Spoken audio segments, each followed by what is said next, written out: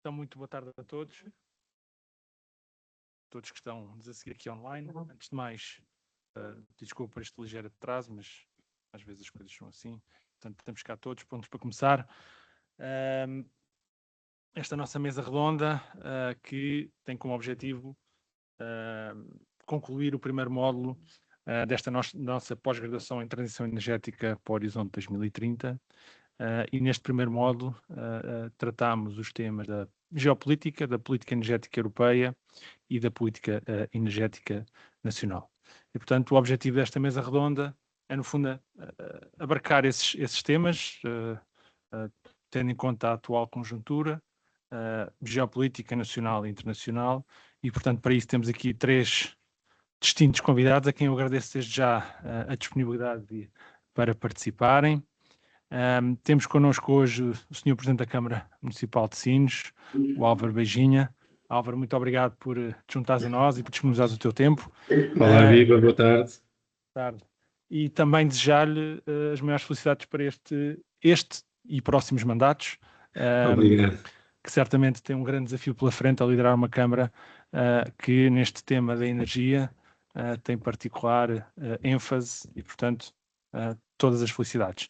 O Álvaro, antes de ser Presidente da Câmara de Sines, foi Presidente da Câmara Municipal de Santiago de Cacém, desde 2013, e assumiu outras funções também como membro da variação dessa Câmara. Temos connosco também Filipe Santos Costa. O Filipe, obrigado. Atualmente desempenha várias funções em organismos como seja o Instituto da Defesa Nacional e o Instituto Português de Relações Internacionais. Tem uma longa carreira na AICEP, de onde destaco a presidência da AICEP Global Parques e presidência da AICEP, onde foi um dos principais responsáveis pela dinamização deste cluster como polo, que tem atraído grandes projetos, e certamente também teremos tempo para falar um pouco sobre esse tema. E temos a Joana Alves de Abreu. Obrigado, Joana. A Joana é Counsel de Energia, Direito Bancário e Infraestruturas na Pérez de Lorca.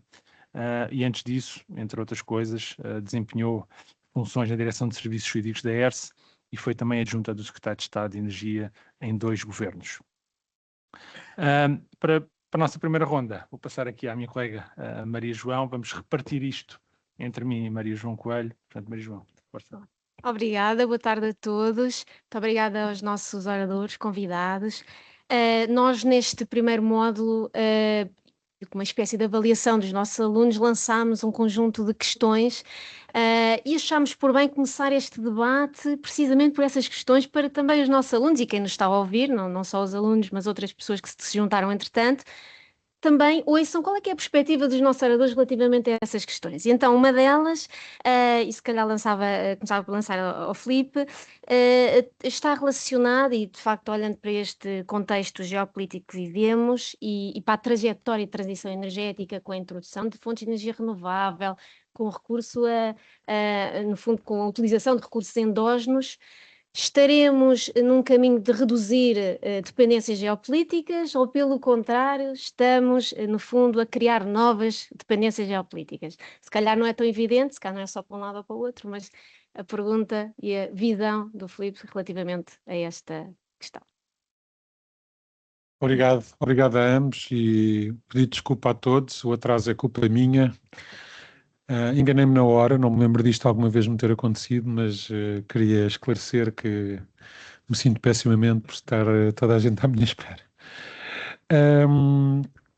Um abraço ao Álvaro, se me permitem, que está à distância e que somos amigos. Eu acho que, claro, tudo tem nuances, tudo é um enorme universo, mas claramente redução. A transição energética vem claramente reduzir dependências. Eu não sei quanto tempo é que temos para cada questão e, portanto, o Jerónimo, Maria João mandam calar, pronto. Então, 5 minutos. Então, em 5 minutos, eu não me lembro do choque petrolífero de outubro, 17 de outubro, acho eu. Em 17 de outubro de 1973, a OPEC árabe, portanto, vem um A, decidiu um embargo aos países ocidentais. Na altura, os grandes importadores de petróleo, gás ainda era uma coisa pouco expressiva, portanto, Estados Unidos, Europa Ocidental, na altura havia Europa Ocidental, Europa de Leste, Japão e Coreia do Sul. A economia chinesa na altura era praticamente inexistente. Era parecida com a da Coreia do Norte, é hoje em dia. Eu não me lembro disso, até porque não era nascido, mas o impacto foi brutal. O impacto foi brutal. O impacto foi brutal porque não havia praticamente energias de fontes renováveis, havia talvez alguma energia hídrica. Mesmo as centrais nucleares não havia como há agora. Havia muitas centrais a carvão, mas havia também muita coisa que funcionava, a fuel oil, a diesel, etc. E, portanto, esse choque petrolífero teve um efeito enorme, enorme, enorme. Com os preços do barril de petróleo, por exemplo, a quintuplicar, cresceram 400%, quintuplicar. Agora, no pico desta ação dos Estados Unidos e de Israel sobre o Irão, cresceram 60%, que é o mesmo que tinham crescido no pico, quando foi o choque da invasão da Ucrânia pela Rússia, em 2022. Eu tenho várias explicações para o menor impacto. A primeira é os avanços tecnológicos também significaram uma diversificação das fontes de petróleo e gás. Todos nós já ouvimos falar do shale gas, do pré-xisto, por exemplo, pensando na potência beligerante dos Estados Unidos da América, aqui beligerante como uma constatação de facto, não estou a classificar. Se em 73 era um importador de petróleo e gás, agora é um exportador líquido de petróleo e gás. Mas também a introdução das energias renováveis veio diminuir bastante a dependência do petróleo e do gás. O nosso mix energético, exceção feita aos transportes, é hoje em dia bastante resiliente ao petróleo, é bastante resiliente até em certa medida ao gás, é bastante resiliente ao carvão, no nosso caso não temos. Há outros fatores, como sejam os avanços tecnológicos que permitiram a exploração de petróleo e gás fora do Médio Oriente. Certamente os custos de extração continuam a ser mais reduzidos na Arábia Saudita do que no pré-xisto nos Estados Unidos ou no offshore no Brasil, mas pensarmos no caso português, nós somos fornecidos, não vou falar de gás, vou só falar de petróleo, nós somos fornecidos talvez 10% do Golfo Pérsico. Temos uma coisa perto, que é, somos bastante, também cerca de 10% do nosso petróleo, talvez venha do Azerbaijão. É um pipeline que faz Azerbaijão, faz Baku, Tbilisi e depois Turquia, e portanto escapa no fundo ao conflito, por pouco. Mas somos sobretudo fornecidos pela Nigéria, pelos Estados Unidos cada vez mais, pelo Brasil, portanto pelo Atlântico, por novos fornecedores que não existiam nessa altura. Por outro lado, avanços tecnológicos e o choque petrolífero fizeram com que os países ocidentais, Estados Unidos, Europa Ocidental, Japão, Coreia, desenvolvessem armazenagem, que era uma coisa que antes não faziam.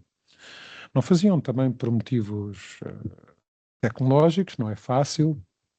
Por exemplo, lembro-me, passando já para a refinaria de Sines da Petrogal, que houve muito combustível que se perdeu durante a pandemia, nomeadamente o jet fuel, que é mais calorífico e, portanto, é mais atacado mais depressa pela bactéria, estraga-se mais depressa.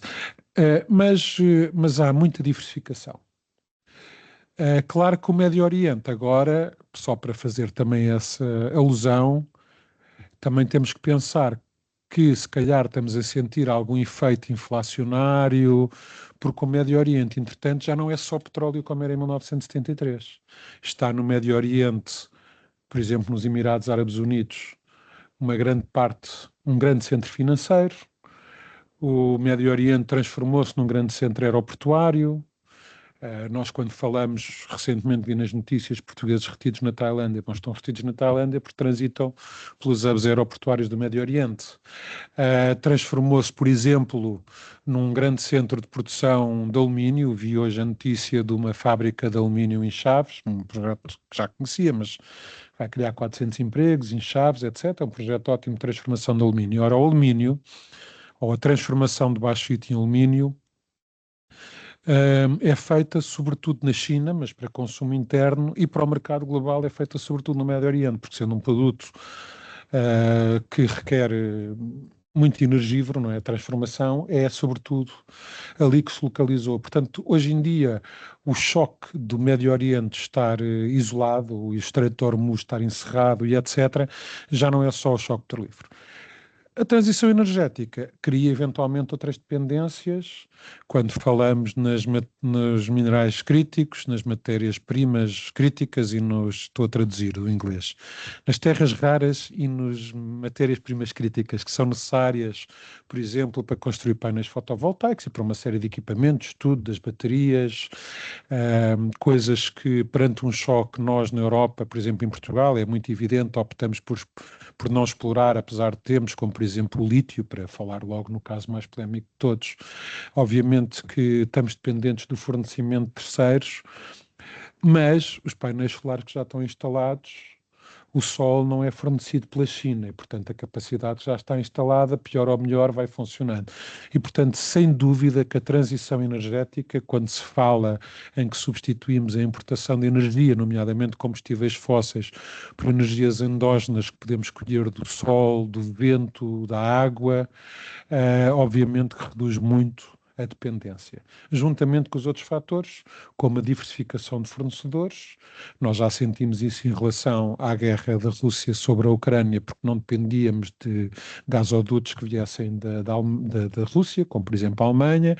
Portanto, temos também o facto de sermos fornecidos por mar. Fornecendo-nos por mar faz com que possamos ter uma diversificação de fornecedores. Quem é fornecido só por gasoduto não tem diversificação de fornecedores, portanto nós estamos num buyer's market e os outros estão num seller's market. Portanto, há muitos fatores, mas eu acho que o essencial é, obviamente, que, para concluir, que há uma grande redução da dependência, porque a transição energética significa, essencialmente, no nosso caso, substituir combustíveis fósseis pela eletrificação.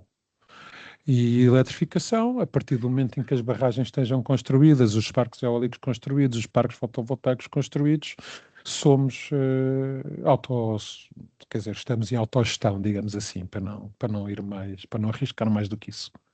Muito obrigada, Filipe.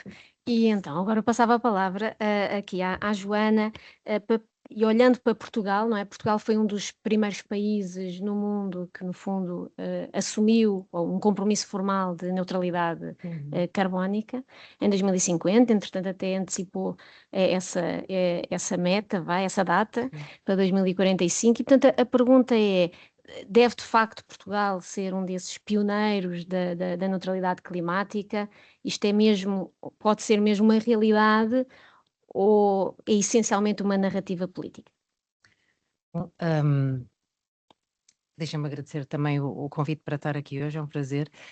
Nós, quando falamos em neutralidade carbónica, falamos num balanço nulo entre aquilo que são as emissões de gases com efeito de estufa e as emissões que conseguimos capturar ou remover, não é? Mas isto só se consegue com uma redução muito significativa das emissões.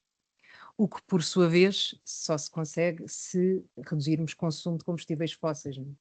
E Portugal, de facto, assumiu o compromisso de alcançar a neutralidade carbónica primeiro em 2050, depois antecipou para 2045, está em linha com o Acordo de Paris. Isto coloca-nos, por si só, na liderança, não é? Do combate às alterações climáticas. Mas esta trajetória muitíssimo ambiciosa vai exigir, no que respeita ao setor da energia, porque depois haverá outros onde será necessário uma intervenção, isto vai exigir um esforço, como dizia aqui o Filipe, para eletrificar consumos, e isto é especialmente visível nos setores da indústria e dos transportes. Na indústria, quando é possível, não é? Porque para consumos que não será possível eletrificar. Vai exigir também um esforço para aumentar a capacidade instalada de projetos de energia renovável, para investir em instrumentos de flexibilidade da rede e também para a implementação de medidas de eficiência energética, que nós às vezes esquecemos um bocadinho, mas se consumirmos menos, estamos a contribuir também, não é? E, portanto, um cenário em que tudo isto deve acontecer em simultâneo, parece-me que já não é opcional.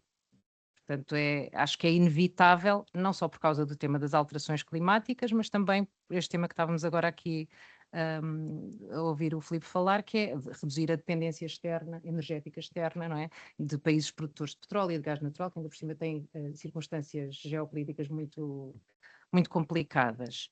E Portugal, no que respeita à produção e consumo de energia, de eletricidade produzida a partir de fontes renováveis, foi sempre extremamente ambicioso. Até hoje, uma notícia que dá conta que nós, nos primeiros 2 meses do ano, garantimos 79% da nossa eletricidade com base em fontes renováveis, portanto só somos ultrapassados pela Noruega e pela Dinamarca. Somos um ótimo aluno neste aspecto. Portanto, em relação a isto, somos de facto pioneiros e estamos muito bem posicionados, mas ainda há muito trabalho a fazer e é preciso acelerar um bocadinho estes processos que estava aqui a listar para cumprirmos estas metas a que nos propusemos. E respondendo diretamente à pergunta, Portugal deve ser pioneiro, acho que sim, acho que não há alternativa, mas isto não afasta completamente o risco de ficarmos na narrativa política, não é? Porque acho que tem de haver um esforço imediato e conjunto das várias entidades envolvidas, e aqui estamos a falar obviamente de iniciativa privada, mas também de entidades licenciadoras, não é? Tem de haver vontade política e de outra forma acho que isto não se faz. Estamos bem, mas não vamos baixar os... Não, exatamente. Muito bem, obrigada, Joana. E agora passava a palavra ao Álvaro. Boa tarde e obrigada também por se juntar a nós. E claro, vamos olhar para as cidades e a questão é a seguinte: na verdade, nas cidades hoje vivem cerca de 55%, no mundo, cerca de 55% da população mundial vive em cidades. O que é esta percentagem? Tive até a procurar confirmar e a perspectiva para 2050 é que chega a 70%. Por outro lado, temos, nomeadamente, e falámos também nas aulas, a iniciativa da Comissão Europeia de, no fundo, eleger 100 cidades como climaticamente neutras em 2030. Então a pergunta para o Álvaro é um bocadinho também nesta linha, mas no foco na área urbana, nas cidades, que é esta ambição de neutralidade climática urbana até 2030 é de facto uma ambição realista ou, novamente, é sobretudo algo mais simbólico? É essa a minha pergunta, que também os nossos alunos tiveram que responder. Álvaro, muito obrigada. Muito bem, antes de mais também agradecer o vosso simpático convite, cumprimentar todos, cumprimentar o Filipe em particular, e dizer que é naturalmente com muita honra que aqui estou e poder dar aqui o meu pensamento, sendo eu nem de perto nem de longe um especialista nesta área, tenho apenas a experiência autárquica aqui ao lado durante 12 anos enquanto Presidente de Câmara, mesmo aqui no Conselho de Santiago de Cacém, e que tem uma ligação muito forte a Sines e obviamente que fui acompanhando estas matérias todas. Eu direi que era bom que fosse uma realidade. Diz-me a experiência que talvez seja um pouco utópico, ou direi mesmo que não é um pouco, será mesmo muito utópico conseguirmos alcançar esse desiderato. Em todo o caso, posso transmitir aqui a experiência de Sines, que é de facto o concelho onde tudo está a acontecer do ponto de vista da transição energética, ou pelo menos assim se diz, mas, pegando um pouco aquilo que foram as palavras dos outros dois oradores, nós temos aqui, estamos a ser confrontados com os maiores investimentos do país, quiçá até quase da Europa, alguns já em curso, outros que se perspectivam nos próximos anos. E todos eles têm um elo comum, que é a transição energética. Ou seja, a Repsol está a terminar um grande investimento, que é o projeto Alba. A Galp também está com um projeto de hidrogénio. Estamos a falar de alguns projetos com maior investimento, que não está ainda totalmente garantido, é uma refinaria, desculpem, uma siderurgia de ferro verde, onde temos que é uma empresa que está com um projeto em curso no norte da Suécia e que é o primeiro exemplo a nível mundial, que eu já tive a oportunidade de visitar. E por isso nós estamos a falar de necessidade de energia de uma forma absolutamente monstruosa.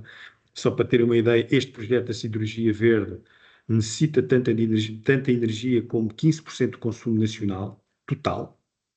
Digamos, não é só indústria, estamos a falar de consumo total. E por isso isto coloca questões do ponto de vista de ordenamento do território muito complexas.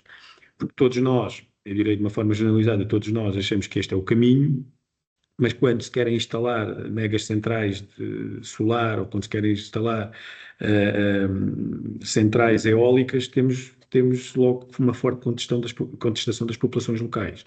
Portanto, eu acho que isto, eu tive a oportunidade de dizer isto já a vários membros do governo, que também há aqui há uma responsabilidade, ou, por outra, há uma falta de comunicação e de esclarecimento junto das populações locais do que impacto é que estes projetos têm no território.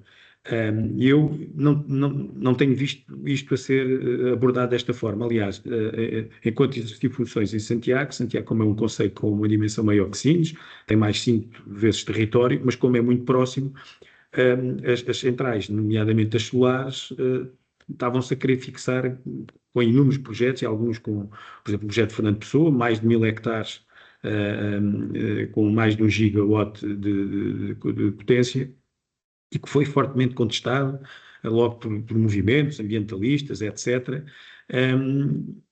E as pessoas temiam, estamos a falar de populações rurais, que têm uma grande falta de conhecimento. Eu acho que isto se devia de envolver fortemente as universidades, os académicos, esclarecer a população, esclarecer os autarcas. Eu não sou especialista, já começa a ser um bocadinho, porque já tenho tanta experiência, já falei com tantos especialistas que já comecei a perceber alguma coisa.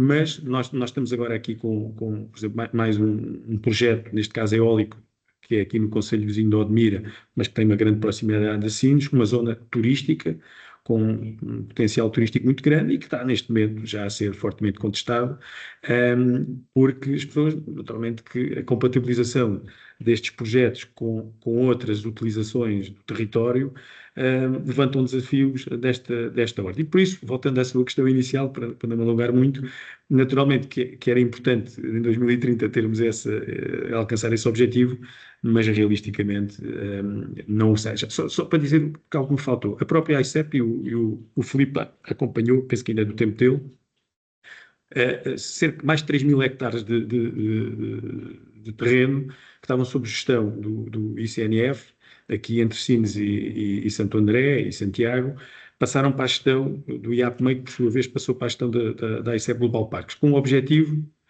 de fixação de painéis solares. Passado quase 4 anos, não há ainda um único painel solar. Porquê?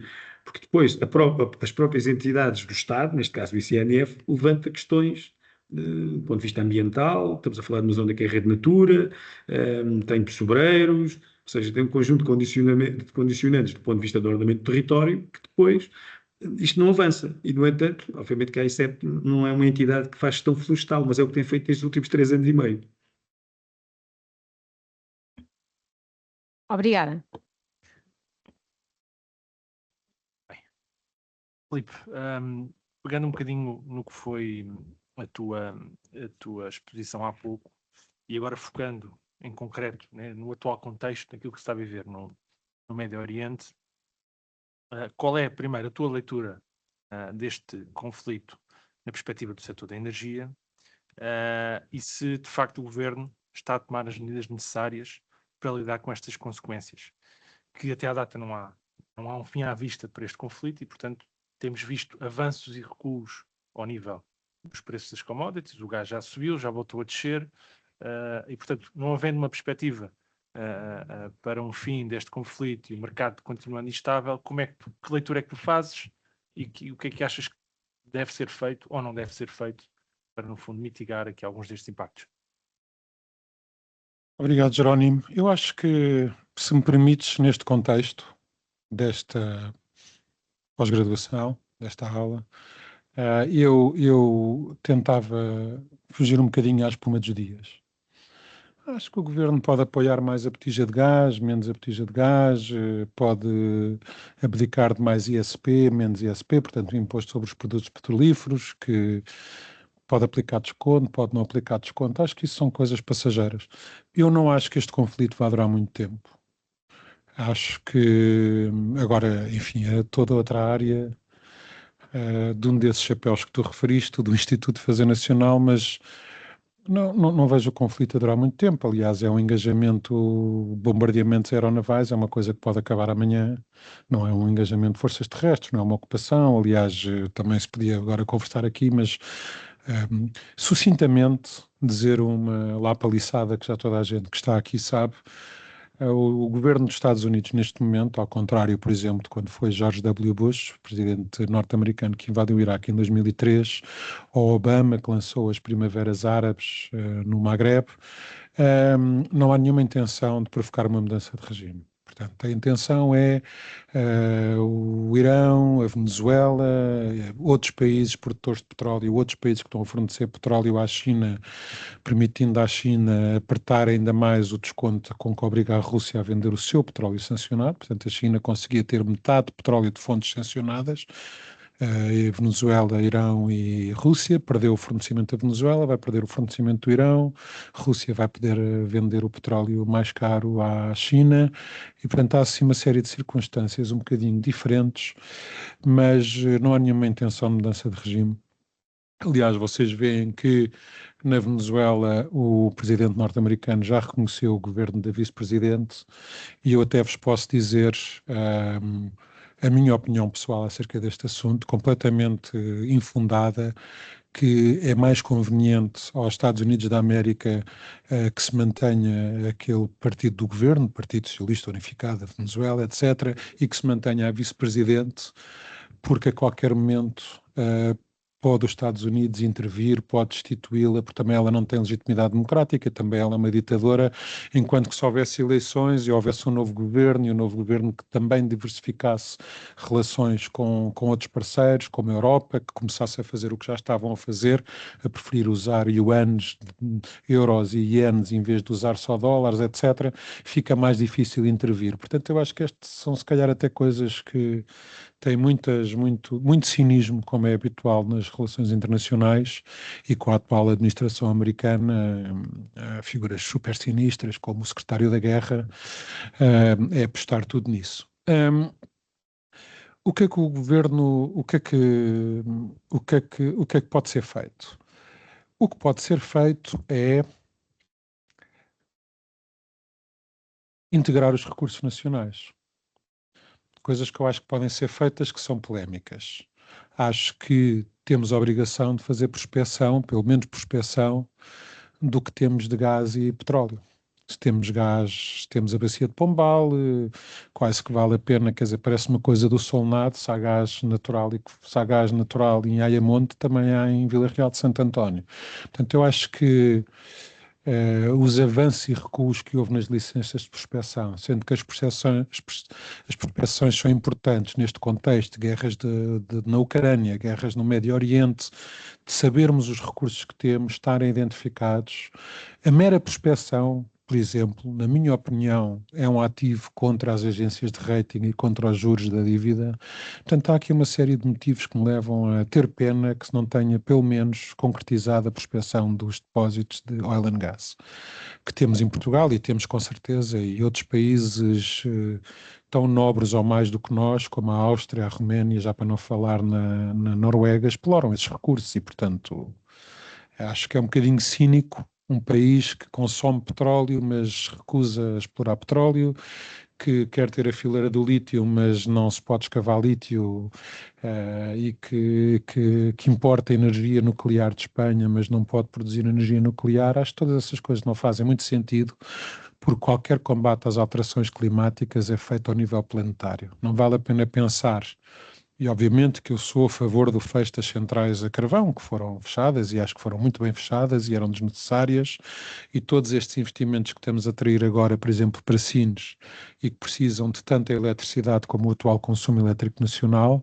O Álvaro já referiu os 7,5 terawatts-hora ano estimados da siderurgia de ferro verde, que corresponde de facto a 15% do consumo elétrico nacional de 50 terawatts, mas se somarmos todos os projetos relativamente viáveis, o ALBA, da Repsol, as fábricas de polietileno e polipropileno que o Álvaro já referiu, os outros projetos que tinham de etileno circular, projetos 5 estrelas do ponto de vista da economia circular e ambiental, os projetos todos, o Álvaro já referiu do hidrogênio verde, do HVO e etc., mas todos os projetos da From a Grey Refinery to a Green Energy Hub da refinaria de Sines, mais a Madóqua, mais os data centers, etc., só Sines, só a zona industrial e logística de Sines duplicaria o consumo elétrico nacional.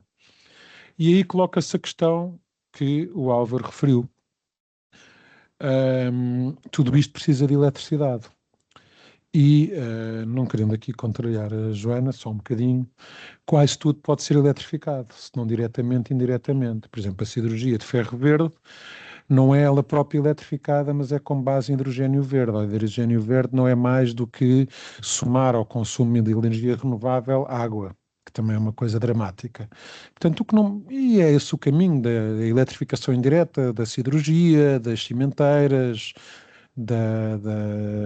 enfim, dessas indústrias mais pesadas, os próprios transportes, o que não pode ser eletrificado diretamente, como o transporte aéreo, o transporte de longo curso, o transporte ferroviário, muito dele pode também ser eletrificado por via de hidrogênio verde ou outras soluções de combustíveis sustentáveis. Claro que eu percebo o que a Joana disse e tem toda a razão. A concentração de energia não é a mesma. Por isso é que nós temos, por vezes, energia em eletricidade, outras vezes em gás, outras vezes em líquido, e se falarmos em foguetões aeroespaciais, até é sólida. Portanto, obviamente que há coisas que não podem ser, mas, grosso modo, quase tudo pode ser eletrificado. Mas para isso é preciso, lá está, eletricidade. E, portanto, o que é que tem que ser feito? Tem que ser produzida muita eletricidade. Ou então colocamos-nos na dependência de estar à espera que Espanha produza muita eletricidade e que nós possamos continuar a comprar eletricidade da Espanha. E foi a primeira vez, eu acho que nunca tinha ouvido um titular da pasta rejeitar o nuclear como a atual ministra rejeitou, o que é curioso, porque tivemos recentemente governos mais progressistas e sempre, pareceu-me, posso estar enganado, mas sempre achei que os responsáveis políticos tinham tido o cuidado de nunca dizer nuclear nunca, que é uma frase muito comprometedora nos tempos atuais. Depois corremos o risco, como os Países Baixos, que em 1973 fizeram 2 centrais nucleares e disseram nuclear nunca mais, e agora estão a retomar a produção. E estamos a falar, por exemplo, quando falamos na Bélgica, estamos a falar num país do tamanho do Alentejo, 30.000 km². Portanto, não estamos a falar em países que têm muito espaço para fazer centrais nucleares muito longe das pessoas. As centrais nucleares têm mesmo que ser feitas ao pé das pessoas, mais do que eventualmente podiam ter que ser feitas em Portugal ou que são feitas em Espanha. Agora, precisamos de muita eletricidade. E, para concluir, é muito importante que este governo, qualquer governo, aposte nisso, porque Portugal e Espanha, e este ciclo de investimentos que o Álvaro referiu e que se manifesta de forma absolutamente desproporcional em Sines, mas que também é visível em Estarreja e podia ser visível noutros sítios, como no Parque Industrial de Setúbal, mais sítios houvesse, tem muito a ver com uma perda de competitividade da Alemanha. Poderão, uma coisa um bocadinho, ver se eu consigo transmitir esta ideia de forma a que eu próprio perceba. Ao longo dos últimos anos, ouvimos alguns economistas dizer que, atenção, que a Alemanha está a abrandar, depois lá vem chavão, a Alemanha espirra, nós constipamos, não sei o que mais. Isso normalmente é verdade. E claro que é verdade. Nós, por exemplo, a nossa principal fileira industrial, que é dos componentes automóveis, contra a ação da indústria automóvel na Alemanha, perdemos. Agora, tem acontecido uma coisa que não acontecia antes. Parte do que está a acontecer é a deslocalização da indústria alemã, porque perdeu a competitividade do gás artificialmente barato, que era importado da Rússia, numa promiscuidade total, que fazia com que o ex-chanceler-irmão Gerhard Schröder fosse o CEO da Gazprom, grande empresa estatal russa de gás na Europa. Portanto, havia uma competitividade absolutamente desleal da Alemanha em relação aos outros países europeus por comprar energia com preço de desconto. Aquilo que agora os Estados Unidos e a Europa acusam a China de estar a fazer, e o que o Presidente, com razão, e o Presidente Trump, pronto, também às vezes tem razão, imagino que haja pessoas que lhe preparem as coisas, a Índia também se preparava para fazer, que é comprar energia a desconto da Rússia. E isso é um fator de competitividade adicional, até porque hoje em dia as coisas são cada vez mais intensivas energeticamente, seja na indústria, seja, por exemplo, na nova economia digital dos dados, que é praticamente só energia, só eletricidade, é praticamente o único custo, quer dizer, é desproporcionalmente um custo de produção.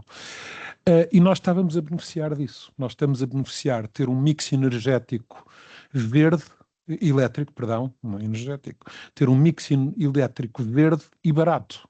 E isso permite-nos não só qualificar-nos para atrair investimento das grandes empresas tecnológicas, que exigem fornecimento elétrico barato e verde de capacidade acrescentada, mas também da indústria, porque por todo lado há esta preocupação.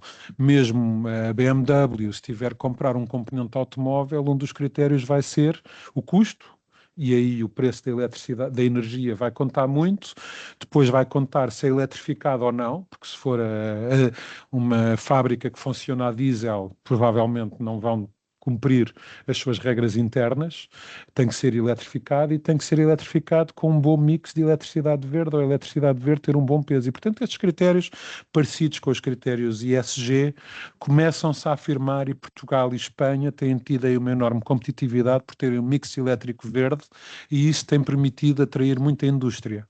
Agora é preciso produzir muito mais eletricidade para continuarmos a ter esta competitividade. Eu percebo que a Joana diz, e estou aqui a esforçar-me imenso para entrar em debate consigo, que é preciso reduzir consumos. Mas nós podemos reduzir, quer dizer, eu aqui vou citar um presidente de Câmara, Álvaro Beginha, nós podemos, ou vou pelo menos parafrasear, os 15 mil municípios de Sines, que acho que é mais ou menos isto que estamos a falar, podem fazer um esforço enorme para reduzir o consumo elétrico doméstico nos próximos anos, mas isso é uma gota d'água comparado com os 7,5 terawatts-hora ano que a siderurgia de ferro verde vai precisar. E, portanto, para mim a solução não é gastarmos dinheiro do Estado a pensar como é que vamos poupar eletricidade. Acho ótimo que se poupe eletricidade, estou sempre a chatear os meus filhos para apagarem a luz quando saem dos quartos, mas eu acho que o que é preciso é mesmo produzir muito mais eletricidade. Abriste aqui uma boa caixa de Pandora, não só com o nuclear. Vamos ter tempo e oportunidade também para falar desse tema da expansão e necessidade de mais energia. Joana, o que te perguntava era, obviamente neste contexto de crise, não é, energética, já vamos na segunda num curto espaço de tempo, já muita coisa foi feita, muita coisa foi tentada e que não avançou. Achas que Portugal hoje está mais preparado para lidar com as consequências destas crises energéticas? Primeira pergunta. E para complementar, o que é que devemos fazer e devemos fazer para melhorar esta nossa resiliência para estes momentos? Bom, estas crises energéticas, como a que vivemos em 2022 com o conflito na Ucrânia, normalmente têm impacto no preço e no fornecimento de combustíveis.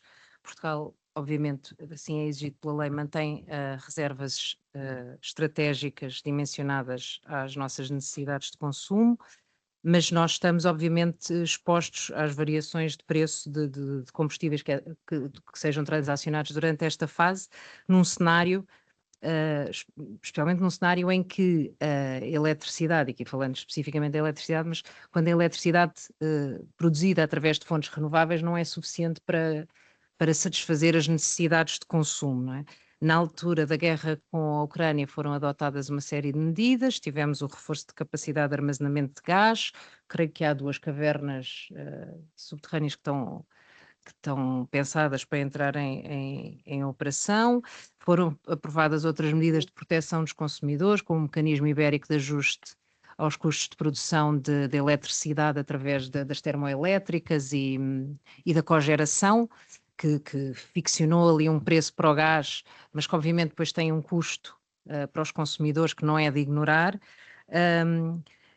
portanto, eu acho que à medida que passamos por mais episódios destes, obviamente estamos mais aptos a lidar com novas situações que sejam semelhantes, e a experiência passada contribui de facto para que estejamos mais preparados e para que não sejamos apenas reativos.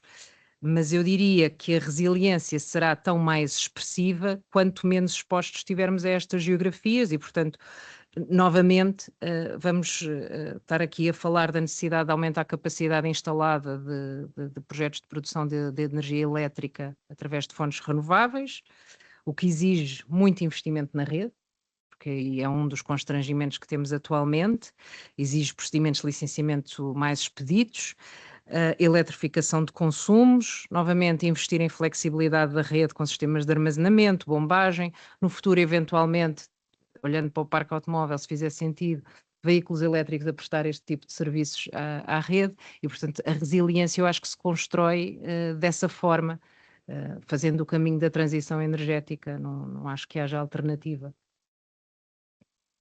E também se aprovar um conjunto de medidas para acelerar as renováveis, mas já lá vamos. Parece que tiveram um efeito contrário desacelerar, mas na próxima ronda já vamos falar sobre isso em concreto. Álvaro, o que te perguntava era se, olhando a toda esta dinâmica global destes contextos, como é que isto se faz sentir, ou como é que já se faz sentir estas consequências, estas dinâmicas nos territórios como Sines? Estamos a ver mais investimento, menos investimento, outro tipo de investimentos. Como é que se faz sentir num território como Sines estas dinâmicas? Não, os investimentos que estão previstos aqui para Sines, segundo as estimativas que são conhecidas, estamos a falar de investimento na próxima década, na ordem dos mais de 20 mil milhões de euros. Há quem fale 25 mil milhões de euros. Isso é tanto, ou até mais, do que o quadro Portugal 2030 para um horizonte de 7, 8 anos para todo o país, que foram 23 mil milhões de euros. Por isso estamos a ver a grandeza num pequeno território com 200 km², que tem uma população que não chega aos 15 mil habitantes, os fortes impactos que isto está a ter aqui localmente.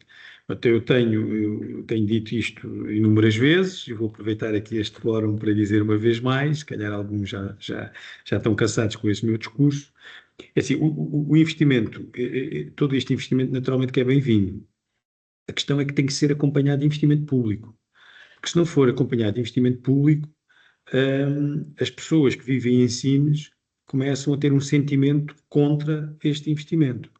Não estou a falar sequer da questão das centrais solares e eólicas, estou a falar do facto da população em Sines ter o custo da habitação muito mais caro que na esmagadora maioria do Portugal, não começarem a não ter a oferta na escola para os seus filhos, na creche, mesmo na escola, digamos, do ensino obrigatório. O custo nos supermercados é mais caro. Por exemplo, o Continente aqui em Sines é mais caro do que em Santiago. Já tive a particularidade de ver alguns produtos, podem ser cêntimos, mas é mais caro. A restauração, claramente, também mais cara. E por isso, eu tomei posse no dia 3 de novembro do ano passado, e no dia 4 ou no dia 5 estava a pedir fiz um convite ao Sr. Primeiro-Ministro para vir aqui a Sines para tentar consciencializar desta realidade que eu acho que o Governo não está, se calhar este e até os anteriores, não estão a olhar com o devido cuidado, porque é muito simpático vir-se anunciar projetos de muitos milhões de euros, os holofotes da comunicação social, mas depois a população local começa a sentir isto de forma negativa. E as próprias empresas começam também a perceber que vão ter aqui um problema quando a esmagadora maioria da mão de obra que vai ser necessária, e fala-se em cerca de 7 mil postos de trabalho até ao final da década, vai ser mais um ano ou 2 anos, mas até 31, 32, 33, mais 7 mil postos de trabalho num concelho onde vivem 14 mil e tal pessoas.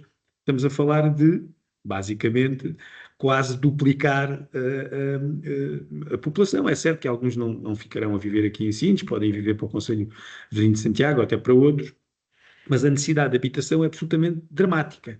Para terem uma noção, o pouco que há no mercado de arrendamento, não há nada a menos de 2 mil euros. Vais ter que consultar o idealista. Um apartamento T2 com 30 anos custa 300 mil euros. aqui em Sines. Ou seja, isto não é computável, ainda que e Sines vem estatisticamente como um dos municípios do país com maior rendimento per capita, mas mesmo havendo um rendimento médio superior, as pessoas não conseguem pagar as prestações da casa nem as rendas da casa. Por isso é necessário muita habitação, é necessária a construção de novas escolas, é necessária a construção de mais equipamentos de saúde, é necessário acessibilidades. Vejam este exemplo. Sines tem o maior porto nacional, tem a maior plataforma industrial do país. Foi pensado há mais de 60 anos atrás e na altura foi construída uma cidade nova, que é Vila Nova de Santo André, precisamente para albergar os trabalhadores. A acessibilidade a essa cidade foi feita uma autoestrada que liga Sines a Santo André e tem uma autoestrada que liga quase a Santiago, que era a parte onde os trabalhadores também se fixariam-se entre estas 3 cidades. Na altura, só a autoestrada que devia de haver, tirando estas, devia de ser só a ligação Lisboa-Cascais. Não tenho a certeza disso, mas não devia de ser muito mais do que isso. Hoje, passados 50 anos, continuamos a não ter uma ligação em condições rodoviárias a Lisboa. Não temos ainda. Isto deve ser um caso único no mundo, onde o maior porto e a maior plataforma industrial ainda não tem uma ligação em condições, nem rodoviária, nem ferroviária. Neste caso, a rodoviária é a capital, que dista 160 km, não é nada de especial. Por isso, há que efetivamente exigir, por exemplo, estas empresas, a captação externa, isso o Filipe conhecerá isso com pormenor, eu só falo aquilo que vou lendo e vou ouvindo e vou questionando. Estes investimentos, muitos deles têm contratos em que o governo assume benefícios fiscais, em alguns casos, na ordem dos milhões de euros. Eu acho que o governo devia parte desse benefício fiscal, acordado com o próprio investidor, digamos, ser destinado para aquilo que eu estou a dizer, para a habitação, para a ajuda a construir equipamentos, porque, como eu há pouco referi, estas empresas, e elas já estão a perceber isso, não é? Quando quiserem trazer para aqui trabalhadores para trabalharem nas suas fábricas, não vão ter onde os pôr a viver. Os filhos desses trabalhadores não vão ter onde estudar. Quando tiverem um problema de saúde, não têm médico de família. A sensação de insegurança cresce todos os dias, porque o efetivo da GNR e os meios que eles têm está dimensionado para 14 mil pessoas. E por isso os desafios que se colocam no futuro são altamente preocupantes. Obrigada, Álvaro. Então vamos iniciar uma terceira ronda de perguntas, agora olhando para o que é, na vossa opinião, os maiores bloqueios à execução de projetos. Temos grande ambição, não é? Já falámos disso. Acho que fomos unânimes que o caminho é este, a transição energética, portanto, o sentido de descarbonização e integração de renováveis e de projetos de renováveis, hidrogênio, mas de facto deparando-nos muitas vezes com bloqueios à execução, não é? Então, que bloqueios são esses? E começando pelo Filipe, o que é que faz um investidor hesitar hoje em Portugal?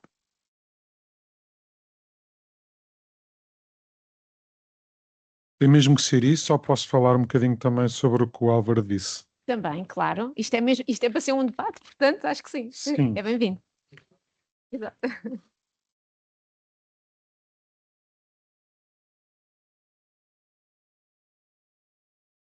Temos que perceber o que é circunstancial,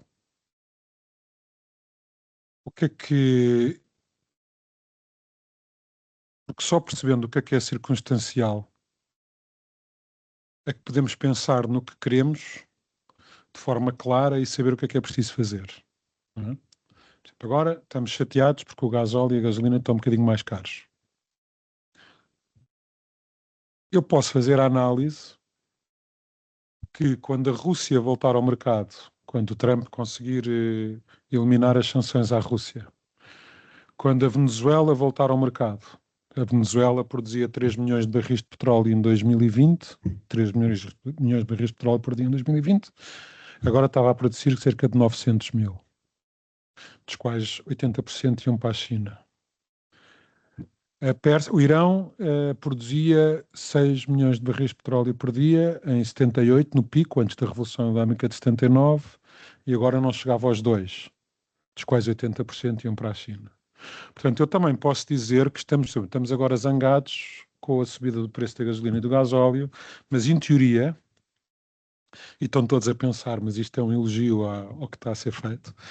Em teoria, quando estes conflitos acabarem, vamos ter estes países a voltarem ao mercado ocidental e a aumentarem muito o seu output.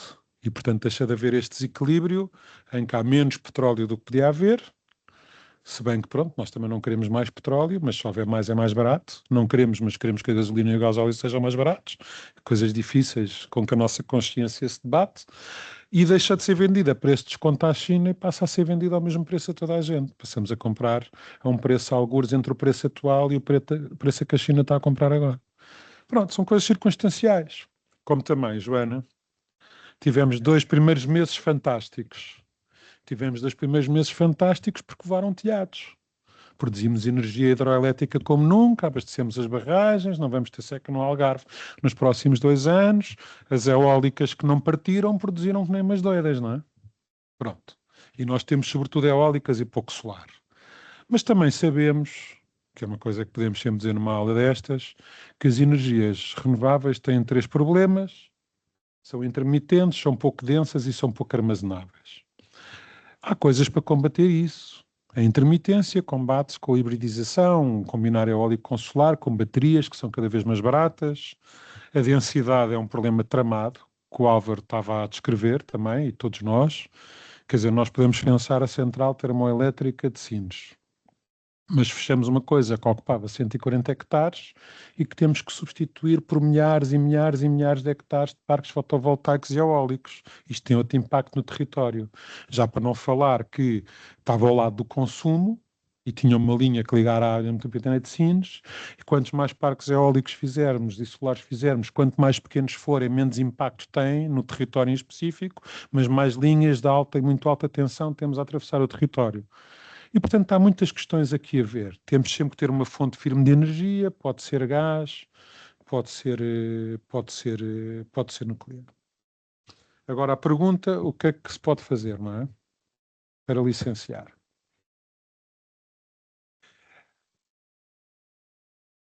Os investidores que não procuram... Quais são os 3, na minha opinião, e para ser sucinto, a pergunta é mais ou menos porque é que Portugal não atrai mais investimento, ou o que é que pode fazer para atrair mais investimento, não é? Pronto. Nós temos 3 problemas estruturais. Temos falta de solo urbano de uso industrial, temos falta de provimento e interligação elétrica e temos um licenciamento muito problemático.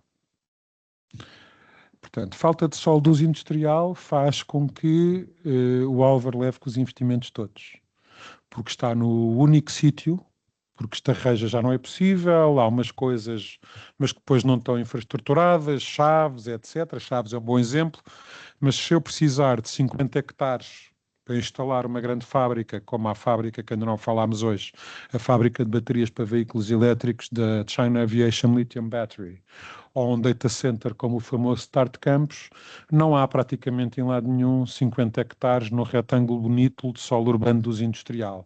Há umas coisas em Setúbal, há umas que depois pertencem a privados, Chapé, que estão contaminados, havia umas coisas em Estarreja, há uns municípios que trabalham bem, que eu tentei que fosse um exemplo para todos os outros, como Santa Maria da Feira, depois há umas coisas como, por exemplo, em Chaves, mas depois não há mais nada, mas há muito pouco solo urbano de uso industrial. Se houvesse mais, recebíamos mais indústria. Não é por acaso que em Espanha recebem indústria em Badajoz, recebem em Navalmoral, porque fazem aquilo que tem a ver com o que o Álvaro disse, mas ao qual o Álvaro não chegou, que é constroem um parque industrial, fazem infraestruturação, criam logo solo para uso residencial, permitem a construção de habitação, fazem uma série de coisas que nós não fazemos. E Espanha, nós cá só temos as notícias dos casos e casinhos de Espanha, mas Espanha está num ciclo económico fantástico como não tem há muito tempo. Tem muitos problemas políticos, tem muitas coisas e nós cá só vemos isso. Mas se terem ao trabalho de ver os números de Espanha e compará-los com o de França ou da Alemanha, vão ver que Espanha está a ter aquele tal benefício, porque depois é preciso saber agarrá-lo. E Espanha sabe. Algumas províncias melhores, regiões, não é? Que se chamam, as províncias são dentro das regiões. Algumas regiões melhores que outras, mas sem dúvida custa-me porque preferia que fosse do lado de cá, ir a Badajoz e ver um parque empresarial brutal a ser construído e tudo a ser facilitado.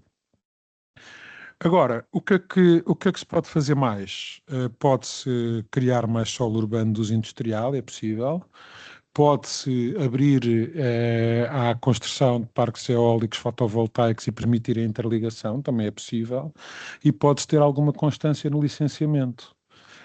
Eu já me arrepiei há bocado, porque o Álvaro falou no ICNF.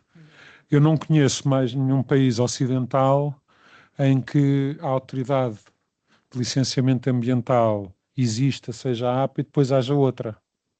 Até porque a concorrência depois normalmente é para ver quem é que é mais rigoroso.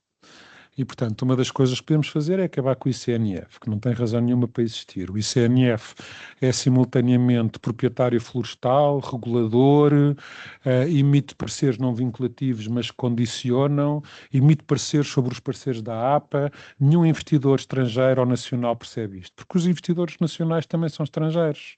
A Bondalti também pode investir em Espanha, a Petrogal também pode investir em Espanha, quer dizer, já não há essa distinção. E, portanto, se aquilo serve para dificultar e para estar permanentemente a aborrecer o lince, a apanhar o lince, coitado do lince, estão sempre a apanhar o lince para depois poder ir o Ministro do Ambiente libertar o lince. Eu acho que o lince já não deve estar mais farto do ICNF que eu. Portanto, não vale a pena, não vale a pena. E se isto for gravado, melhor. Portanto, é para extinguir. E, portanto, pode simplificar o licenciamento e criar alguma constância no licenciamento. Uma coisa que eu falei há pouco, que fez com que a Petrogal e a Paula Amorim, eu falei na altura com ela, até porque era o aniversário da refinaria, ficassem muito zangados. Nós licenciámos, há bocado falei, nós licenciámos a prospecção de gás e petróleo e depois revogámos. Na prática, quer dizer, podemos dizer que não foi isso que o ministro fez, não sei o quê. E até era um ministro do governo anterior, já há 2 governos atrás, o ministro... Não, do PS. Matos Fernandes. Pronto, exatamente. Na prática, aquilo acabou por ser revogado. Isto é terrível. É terrível, não é? Porque, quer dizer, nós, felizmente, pronto, não é dos países mais conhecidos do mundo, era uma empresa nacional, tem muitos outros benefícios, não se queixou muito, mas isto, para quem sabe, é péssimo. Quer dizer, não só tem que fazer o caminho das pedras de licenciamento ambiental, o que obviamente é muito exigente quando se fala neste tipo de coisas e não podia deixar de ser, mas a ideia que a seguir é reversível e que nada disto vale nada e que eu tenho uma licença para fazer um parque eólico, mas se a seguir se a população se queixar porque há uma expatriada alemã que gosta de manter o custo de vida baixo e, portanto, não quer propriamente o desenvolvimento local porque o seu rendimento vem de fora, não tem a ver com a economia local e, portanto, interessa-lhe um custo de vida baixo e uma paisagem idílica, não lhe interessa necessariamente o desenvolvimento nacional, as coisas não podem voltar para trás. Agora, isto que o Álvaro disse foi um combate que eu tive quando estive a gerir a zona industrial e logística de Sines e é muito importante. Está agora a ser feita finalmente a autoestrada que foi contratada com a PSA Sines quando foi feita a concessão do terminal de contentores Sines em 2000, antes de 2000, 1999, há mais de 25 anos. E é, de facto, há aqui uma grande desproporção. Eu nem vou aos incentivos ao CAPEX que o Álvaro referiu, acho que ele tem toda a razão. Se é possível acionar o quadro temporário de transição e crise, que agora já não se chama assim, agora é o Net Zero Industry Act, para dar incentivos até 350 milhões de euros para estas grandes unidades ao CAPEX, também há de ser possível arranjar uns milhões para instalar. Porque as contas que eu fiz do retorno fiscal disto a 7 anos, que convenceram já o atual governo, o ministro Castro Almeida, quando apresentei o projeto da cirurgia da Aço Verde, o projeto da CALB, também permitem olhar para aquele retorno fiscal e pensar, quer dizer, se há este retorno fiscal nesta localidade, tem que haver algum investimento. É um bocadinho a mesma lógica, quer dizer, eu percebo que não posso chegar ao município de Caminha e dizer que vou cavar a Serra d'Arga e que não deixe nada. Aqui aplica-se a mesma lógica. Se são feitos mega investimentos que vão ter uma coleta fiscal brutal, mesmo que essa coleta fiscal seja em Lisboa, porque as empresas estão sediadas em Lisboa, ou em Oeiras, ou etc., tem que haver um investimento local, até porque há todas estas dificuldades. Tem que ser construído um parque imobiliário residencial, porque senão temos o problema, quer dizer, não é tão grave como o problema dos Golden Visas e dos NRH, mas é parecido. Quando vier um engenheiro de Londres, do Start Campus, obviamente que vai ter mais capacidade para arrendar uma casa do que o gajo que é estivador. O estivador é mau exemplo. Do que o gajo que trabalha na refinaria e que é mecânico, ou que trabalha nas águas, ou que é eletricista. Pronto, isto é uma realidade. E, portanto, tem que ser atenuado esse efeito. Para já as empresas têm que subir os salários e conseguem fazer. Têm grandes investimentos, têm grandes viabilidades e não é por acaso que os salários lá são mais elevados que no resto do país. Mas não compensam este aumento brutal do custo de vida e da infraestrutura que é necessária. Se vamos atrair população, porque estamos a produzir riqueza e estamos a produzir receita fiscal, parte dessa receita fiscal nem sequer precisa de ser significativa, porque ela é muito avultada, tem que ser aplicada nas infraestruturas locais.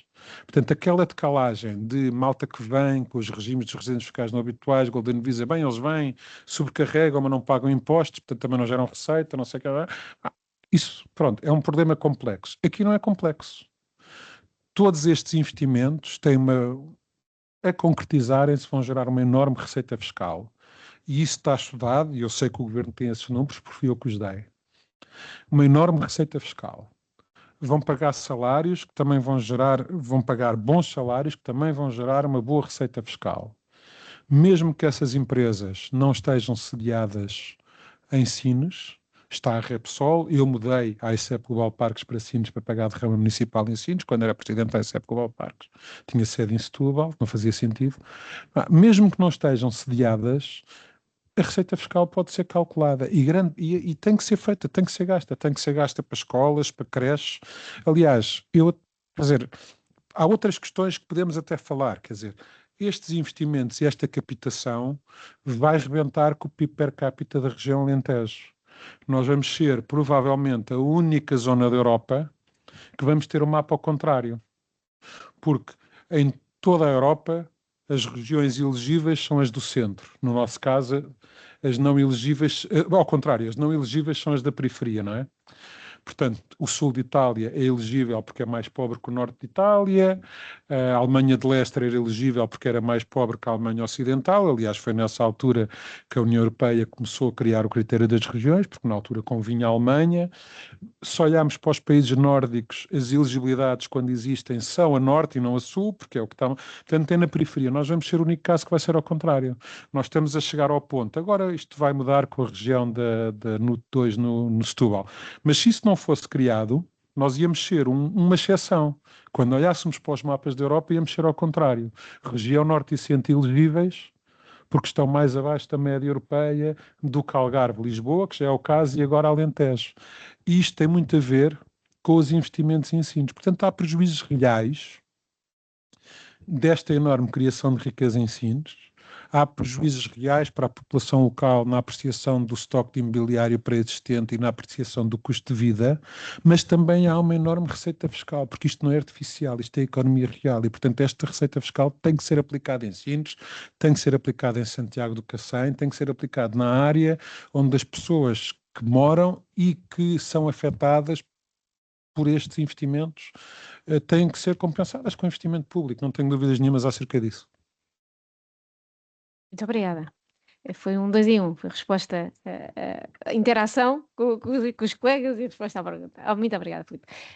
Joana, então agora, do ponto de vista regulatório, regulamentar, legal, o que é que são esses bloqueios, o que é que existe, o que é que está a atrasar projetos chegarem efetivamente ao terreno e serem executados? Bom, eu aqui, se calhar não devia dizer isto, porque eu como advogada, sempre que há uma alteração legislativa ou regulamentar, o telefone toca mais vezes, não é? E, portanto, somos mais chamados a trocar ideias sobre quais é que são as novidades e qual é que é a intenção do legislador com as novas normas, mas eu acho que há muita tentação para concentrar críticas ou à falta de legislação, ou a uma necessidade de simplificação de procedimentos, que eu acho que é um exercício muito útil e que deve ser feito a todo momento, porque a lei deve, se não for possível antecipar, mas pelo menos que acompanhe desenvolvimento tecnológico, novos modelos de negócio, porque às vezes faz legislação e não se antecipa ainda como é que as coisas vão evoluir, que é normal.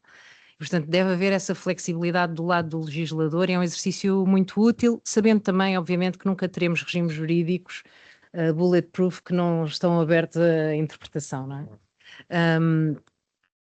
E eu vou dar aqui exemplos de coisas que na lei já estão previstas, mas que depois, tanto quanto sei, não têm ainda uma aplicação prática. O Decreto-Lei 15 de 2022 refere a possibilidade de consultar procedimentos através de uma plataforma eletrónica da Direção-Geral.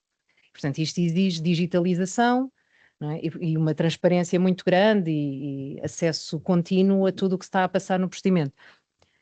E isto seria já uma evolução brutal para quem está no setor e que tem muita dificuldade às vezes de conseguir contactar com a Direção-Geral e obter informações.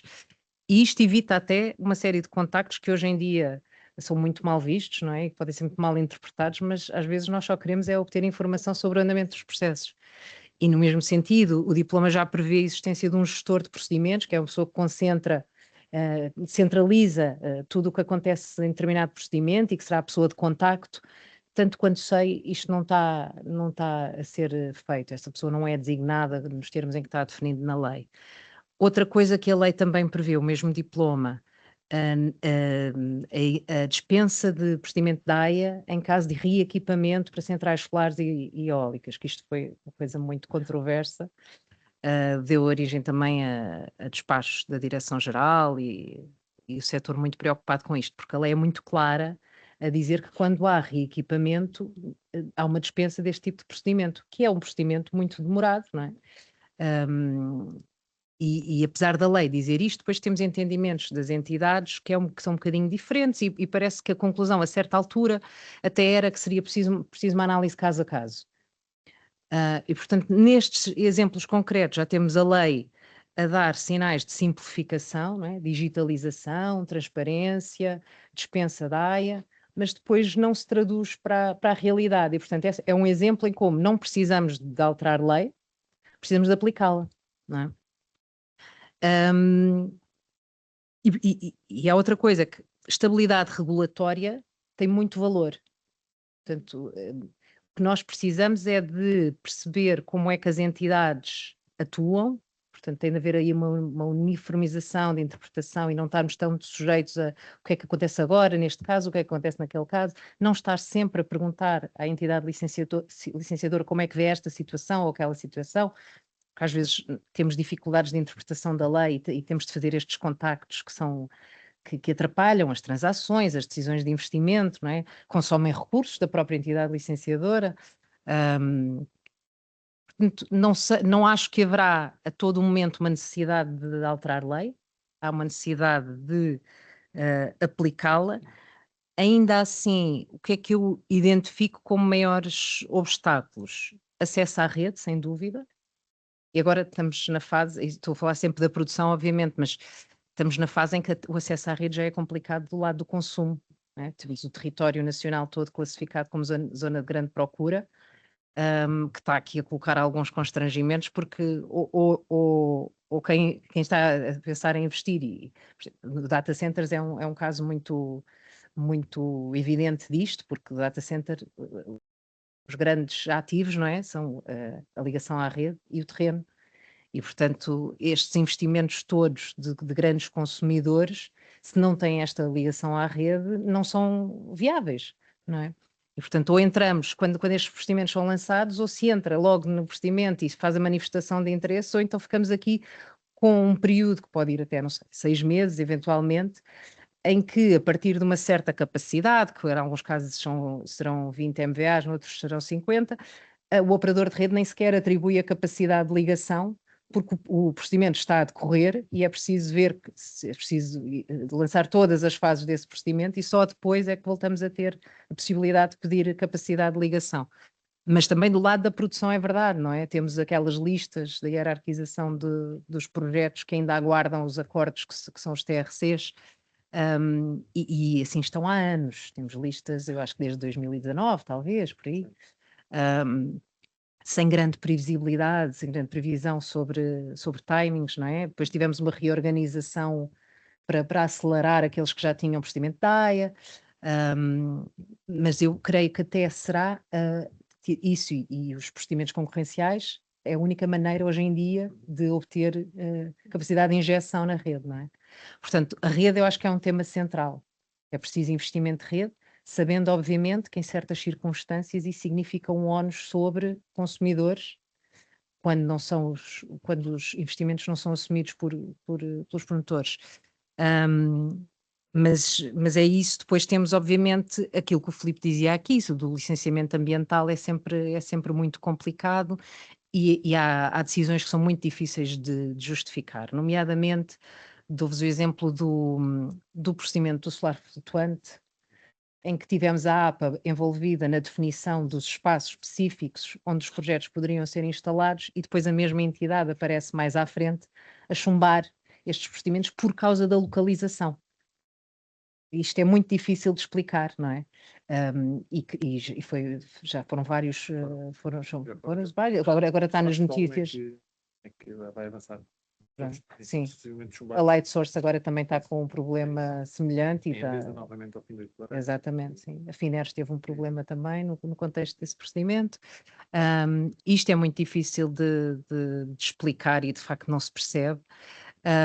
Não vou fazer uma afirmação tão controversa como dizer que é para extinguir o ICNF, de certeza que tem gente muito capaz, mas é muitas pessoas.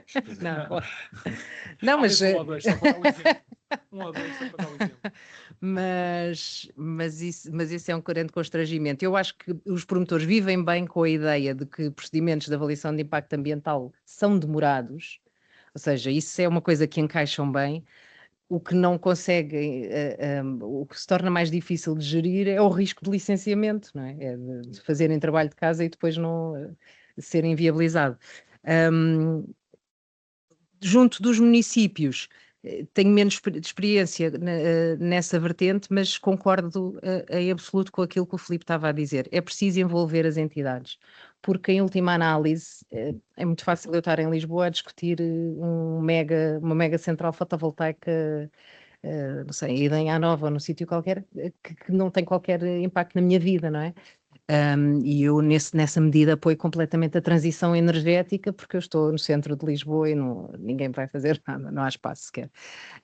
E, portanto, acho que as populações têm de ser envolvidas e têm de sentir diretamente o benefício da existência daqueles projetos ali, tão perto de casa, não é? De outra forma não se faz. Obviamente a lei já prevê uma partilha, um regime de cedências e até o fundo ambiental a pagar uma espécie de compensação, não é? Mas eventualmente não será suficiente, não sei, não tenho informação sobre isso, mas ou se envolve os municípios, e aqui noto que há municípios que lidam com este tipo de licenciamento já há muitos anos, não é? Onde há mais recurso, ou eólico ou solar, mas agora começamos a ter municípios com menos experiência e que têm ainda alguma incerteza na aplicação dos regimes jurídicos. Eu cheguei a ter a acompanhar um cliente que tinha uma central fotovoltaica no norte do país e não tinha sequer licença de construção, porque o entendimento do município era que não carecia de licença. Isto depois, no contexto de transações, quando se tenta vender sociedades que estão a desenvolver projetos, é complicado porque depois temos os processos de due diligence e não existe uma licença e isto é logo um red flag.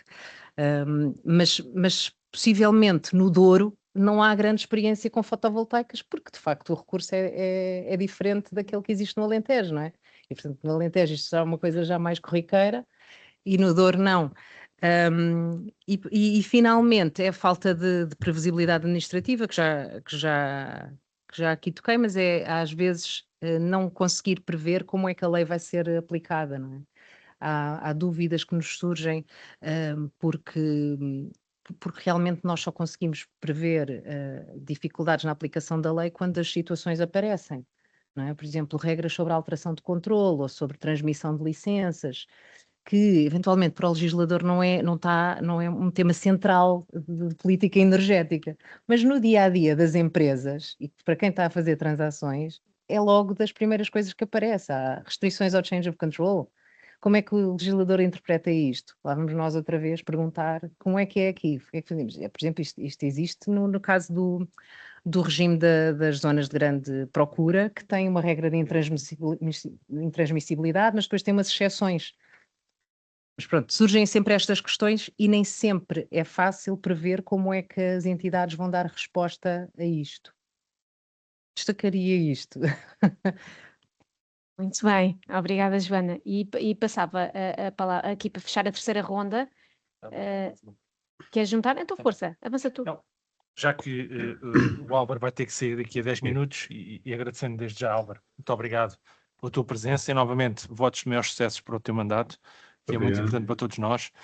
Juntaria aqui duas perguntas, uma no seguimento desta que estávamos a fazer, que é do ponto de vista municipal, onde é que estes projetos estão a emperrar mais, e um bocadinho pela tua experiência, como falaste de Santiago, nomeadamente do grande projeto, que teve inclusive a intervenção do Ministério Público pela primeira vez neste setor, neste âmbito, que é inacreditável, e juntava, para terminar a tua intervenção, uma pequena provocação, porque de facto estamos a assistir aqui a uma movimentação, ou pelo menos a intenções de movimentação entre a Galp e os espanhóis da Moev, e já há quem antecipe que isto poderá colocar em risco a continuidade da refinaria de Sines. Como é que tu, neste cenário em que ainda se sabe pouco, mas já se começa a saber alguma coisa, já se começam a ver estes alertas, como é que reages a este potencial cenário? Bem, a primeira questão, e eu estou de acordo com aquilo que foi aqui transmitido, eu acho que não há uma necessidade de alteração legislativa, eu acho é que tem que se aplicar a lei. Eu começo aqui por o exemplo de Santiago do Cacém, de Sines. Eu tive ainda a semana passada uma reunião com as senhoras arquitetas, e tive que lhes ler a lei, porque também sou jurista e tenho alguma experiência na área de licenciamento urbanístico, de 20 anos, e dizer: as senhoras não estão a cumprir a lei, porque o legislador quer que as senhoras não andem a ver os projetos de arquitetura dos interiores. As senhoras têm que ver aquilo que o legislador determina. E vou dar um exemplo. Eu digo isto e as pessoas pensam que se calhar eu faço com ironia, mas não. Para mim, um projeto como o da Calva, Star Campus, não tem complexidade nenhuma do ponto de vista do licenciamento municipal. Há um loteamento, tem um lote definido, tem polígonos de implantação, área de construção, Sércia, e é só isso que a Câmara tem que ver. Infelizmente, a cultura que tem estado instalada aqui na Câmara de Sines é que os seus arquitetos iam ver, neste caso arquitetas, iam ver tudo e mais alguma coisa. E por isso eu já transmiti às senhoras arquitetas, de um jurista para uma arquiteta, isto para mim não tem complexidade absolutamente nenhuma. E é perfeitamente possível a Câmara licenciar um projeto, desde que as coisas venham digamos, certinhas, em dias. E foi isso que nós já fizemos aqui, por exemplo, com a Calvo. A Calvo entregou a versão do projeto, que estava mais ou menos correta, e tinha um problema que não cumpria com o polígono de implantação de uma portaria. E eu disse aos responsáveis da Calvo: vocês querem a fábrica ou querem a portaria? Queremos a fábrica, como é natural. Então retirem a portaria do projeto.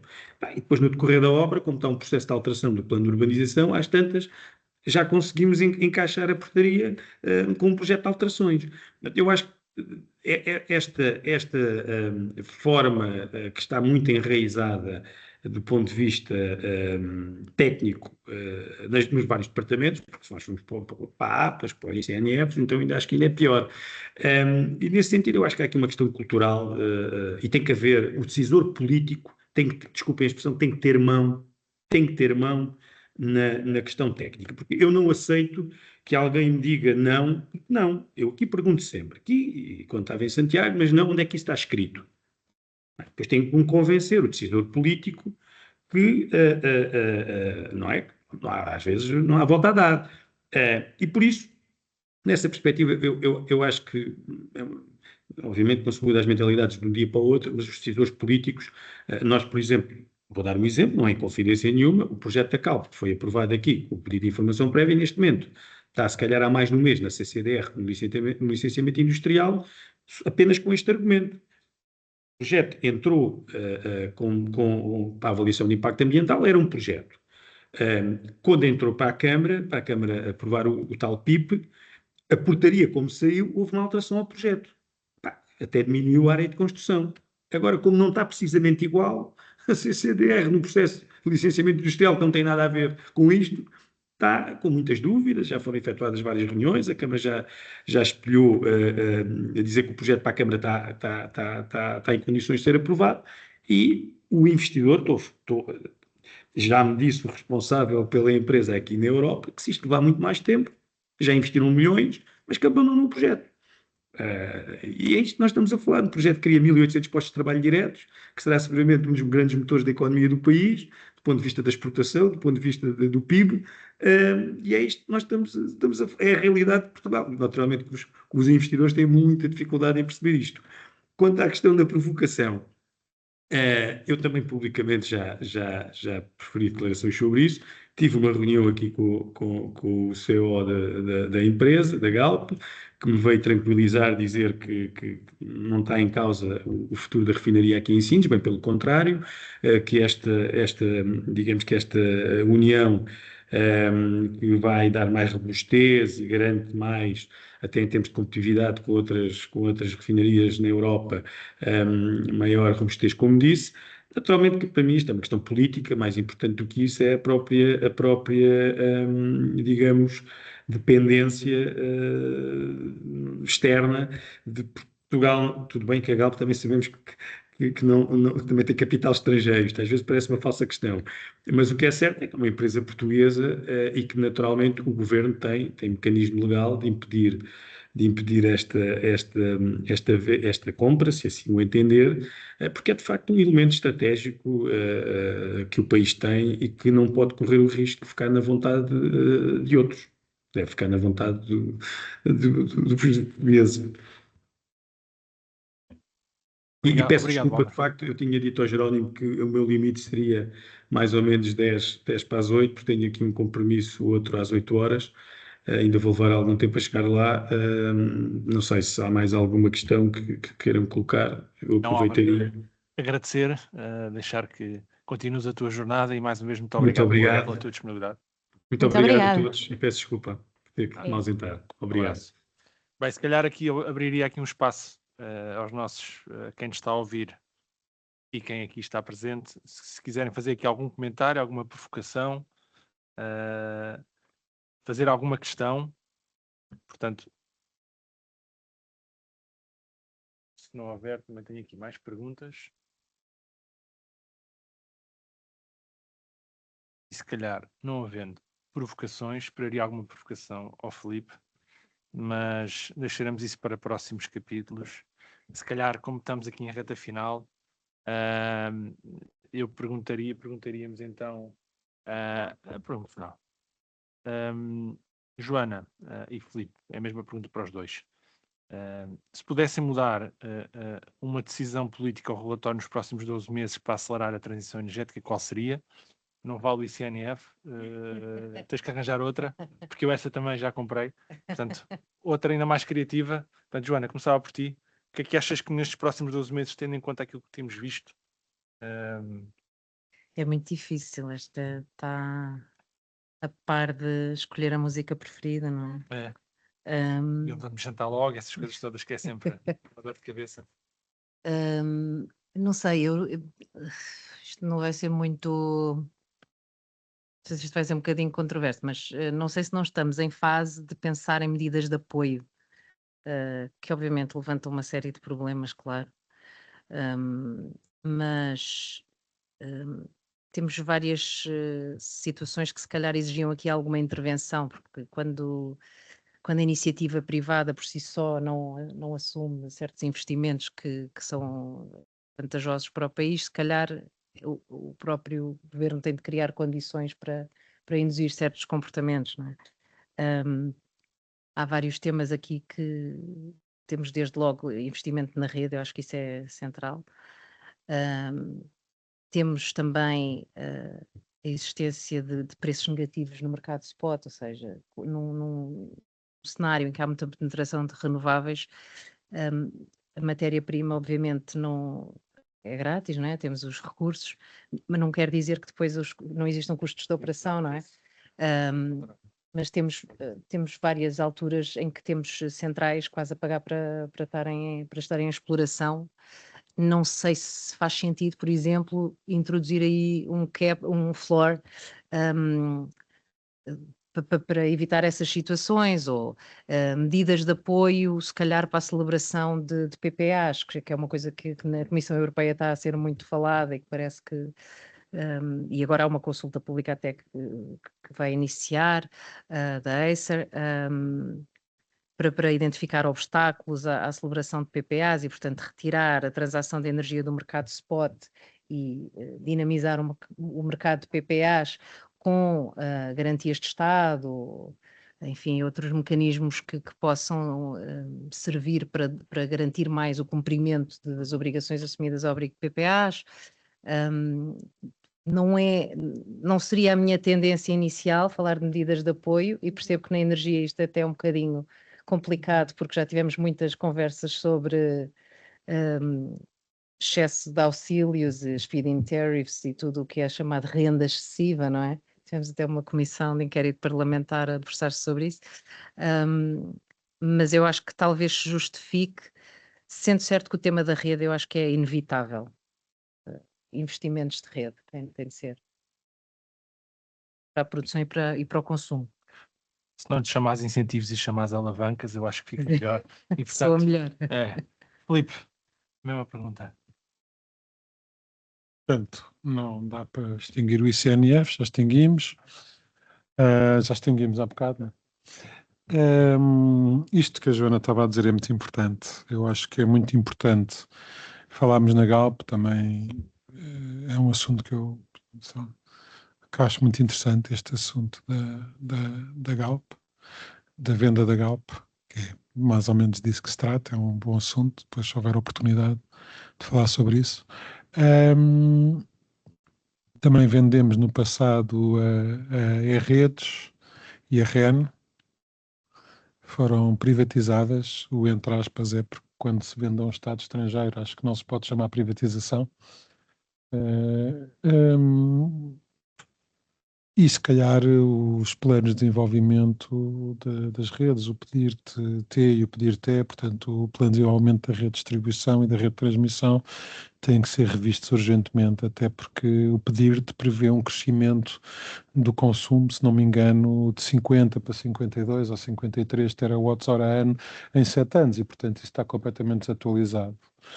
Mas pegando no que estávamos aqui a falar, no eufemismo de envolver mais as comunidades locais, o que eu acho é que se tem que remunerar mais, tem que se pagar mais aos municípios. E uma coisa que se calhar era interessante rever era que não faz sentido excluir os municípios das comunidades de energias renováveis. E se calhar era uma coisa simples, era uma alteração legislativa. Eu é mais números, mas o Álvaro já não está aqui, mas temos uma jurista ainda. Eu acho que se calhar era uma coisa que é relativamente fácil de fazer e que acho que podia ser muito importante. Porque diminui aquela coisa de exofenómeno, não é? Quer dizer, às tantas é um paradoxo que sabemos que para licenciar parques fotovoltaicos e parques eólicos é essencial a boa vontade dos municípios, que representam as populações locais. Mas quando se fala em comunidades de energias renováveis e eventualmente do município e dos municípios poderem beneficiar, obviamente que, quer dizer, não pode haver aquela coisa, contrapartida que os municípios querem sempre, que é vender energia, porque isso não é possível, não é? O produtor não pode comerciar. Mas pode haver esta outra forma de transmitir algum benefício direto.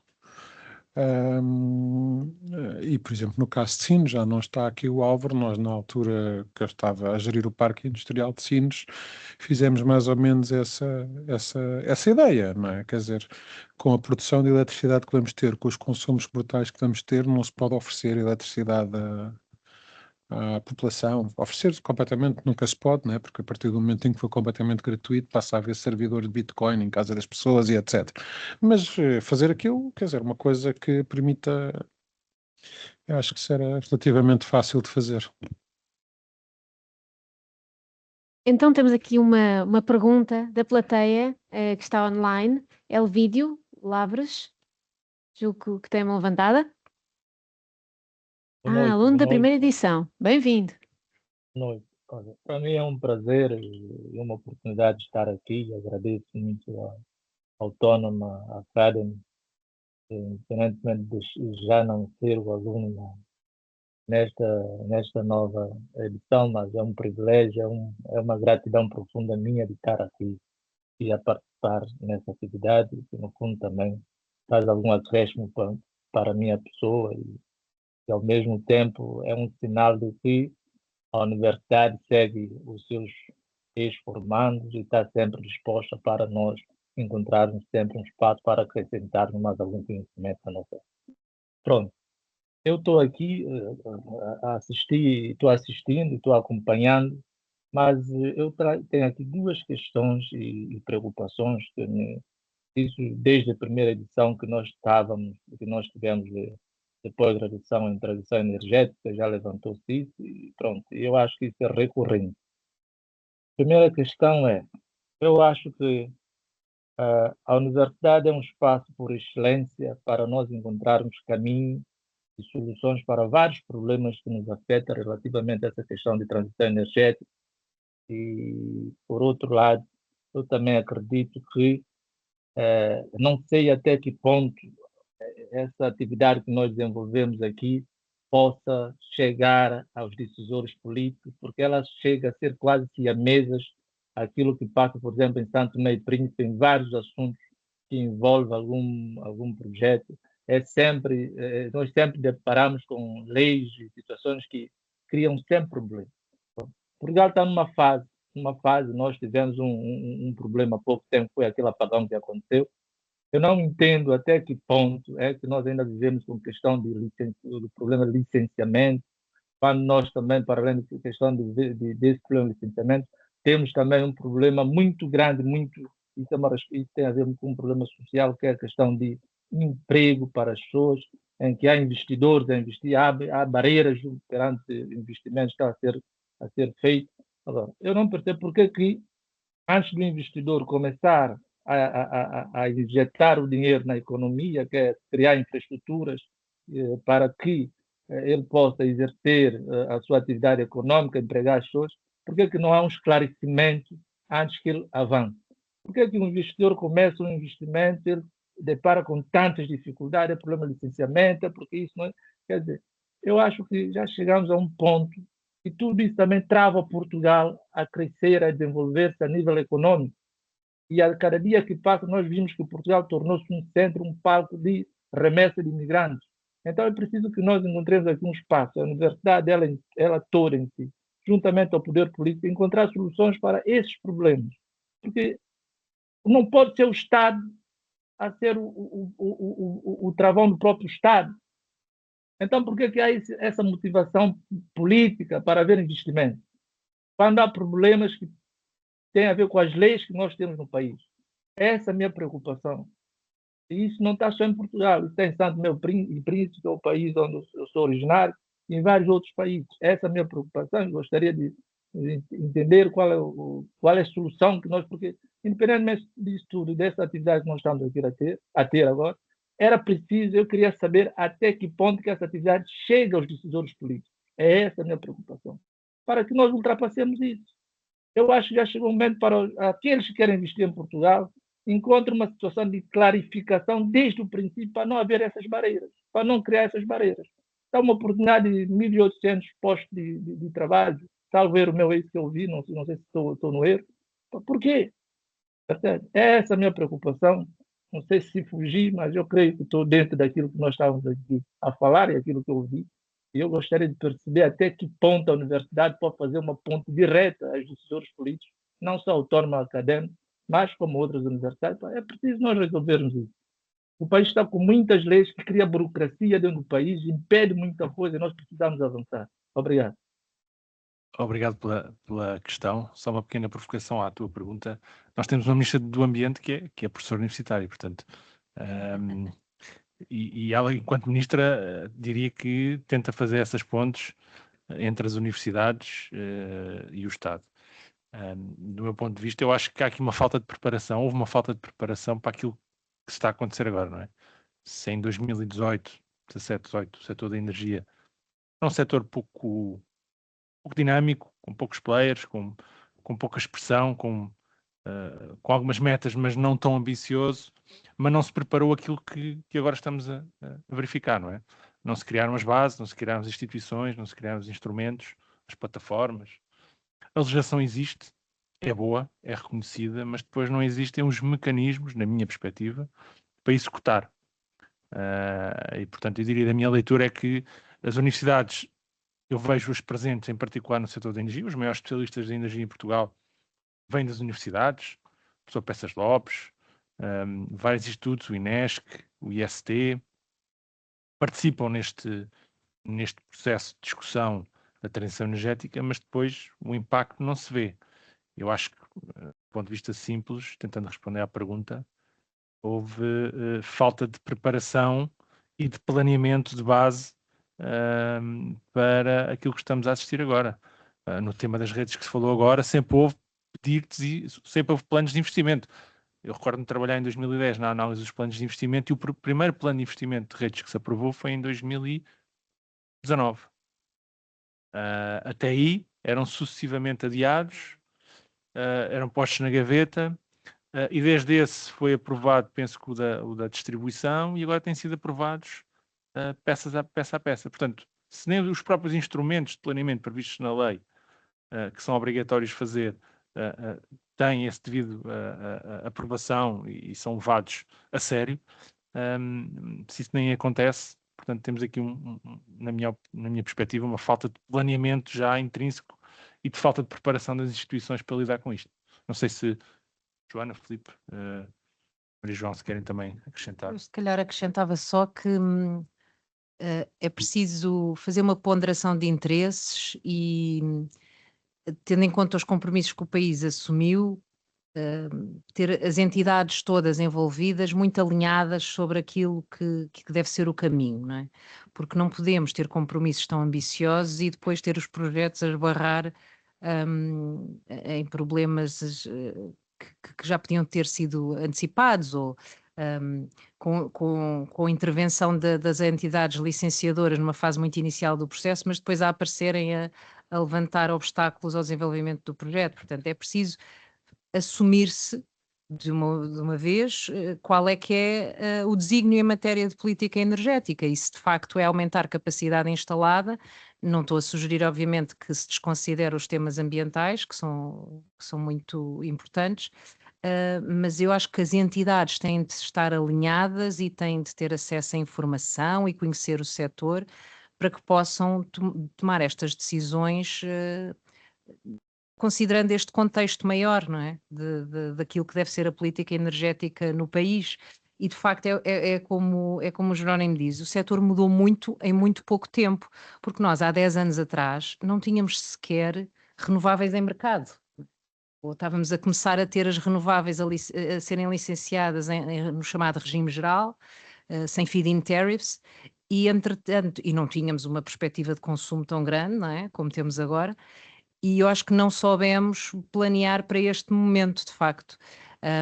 Não tínhamos, por exemplo, em 2012 não havia uma necessidade de garantir que havia capacidade de injeção na rede. O licenciamento iniciava logo pela licença de produção porque não se antecipou na altura que ia haver uma corrida tão grande de projetos de renováveis e que iam precisar de tanta capacidade de injeção, não é?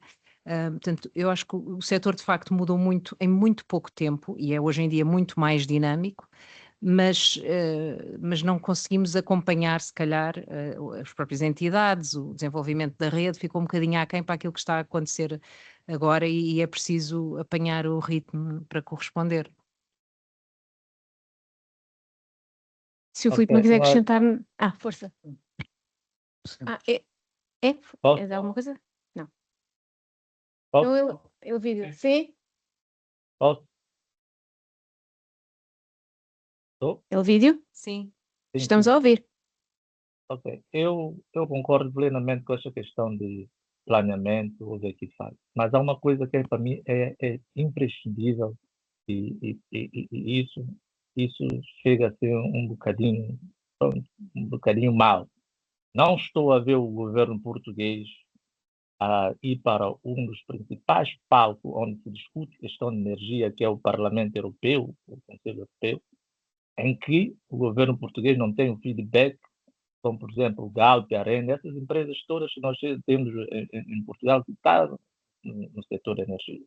Então, o que é que eu entendo?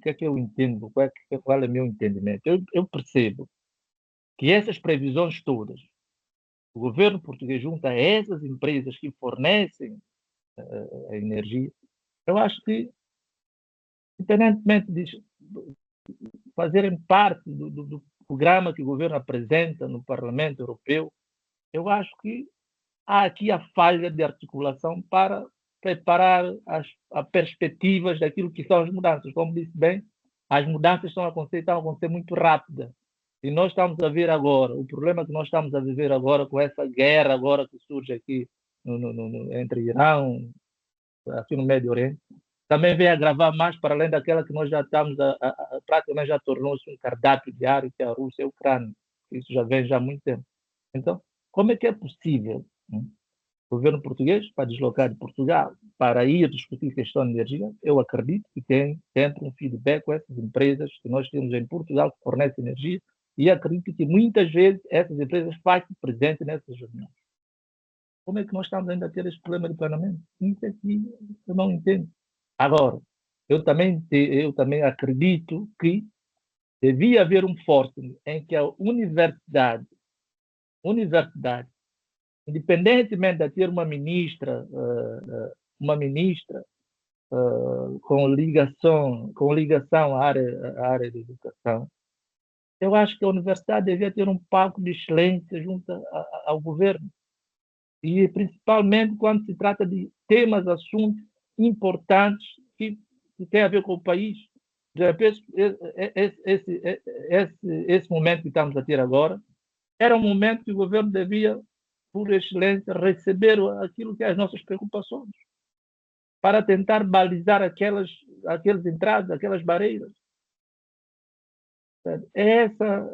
Eu acho que, quando põe a questão de planeamento, falou e disse muito bem, houve falha, mas eu acho que é mais grave, mais profunda quando o governo, para estar na questão de política energética, ambiental, tudo tem uma ligação com essas empresas. Eu acho que é uma falha grave, ou não está a haver uma boa, ou não está a existir coesão aqui, certo? Porque nós temos que avançar. Eu acredito que nós já não estamos numa fase de ter esses tipos de falhas. É normal. Nós não vamos ver que um projeto ou qualquer solução seja 100%. Mas eu acho que essas falhas não podem acontecer. E nós tivemos há pouco tempo um indicador muito importante, que foi esse apagão, volto a dizer outra vez, que não nos permite mais falhar nessas questões. Permite-nos, sim, encontrar soluções rápidas, encontrar soluções plano A, plano B, para que esteja tudo alinhado com a perspectiva no presente e as situações que possam advir no futuro. Muito Obrigado. bem.